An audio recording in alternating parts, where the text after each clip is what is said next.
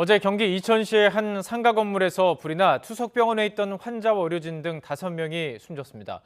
1차 합동 감식을 마친 경찰이 화재 당시 철거 공사를 진행했던 작업자들을 불러서 조사를 하는 등 수사를 본격화하고 있습니다. 취재 기자 연결해서 알아보겠습니다. 정인용 기자. 네, 사회 일부입니다. 경찰이 원인 조사에 들어갔다고요?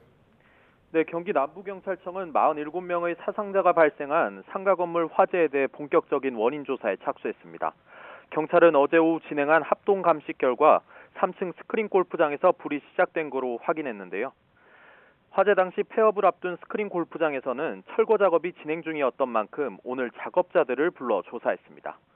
최초 신고자 A씨 등 3명은 경찰에 용접 절단기나 토치 등 불이 날 만한 작업은 하지 않았다며 내부 바닥과 벽면을 뜯어내기만 했다고 진술한 거로 알려졌습니다.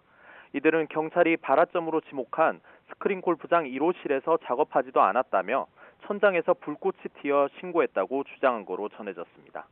경찰은 누전 등 정기적 요인으로 화재가 발생했을 가능성도 염두에 두고 CCTV 등을 통해 화재 전후 상황을 조사할 방침입니다.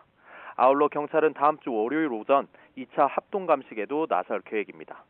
경기도 이천 상가 건물에서 불이 난 건 어제 오전 10시 20분쯤이었는데요. 1시간 10분 만에 꺼졌지만 4층 투석 전문병원에 있던 환자 4명과 간호사 1명이 다량의 연기를 마시고 미처 빠져나오지 못해 숨졌고 42명이 부상을 입었습니다. 환자들의 대피를 돕다 숨진 간호사의 사연도 알려지면서 추모 행렬이 이어지고 있다고요? 네, 대한간호협회는 숨진 간호사 50살 현은경 씨의 숭고한 희생 정신을 기리며 협회 홈페이지에 온라인 추모관을 열었습니다.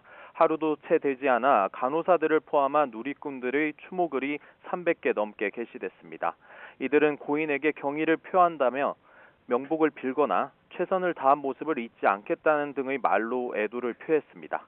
현 씨는 지난 화재 당시 대피할 시간이 있었음에도 끝까지 병실에 남아 환자들을 도왔던 거로 알려져 안타까움을 더했습니다.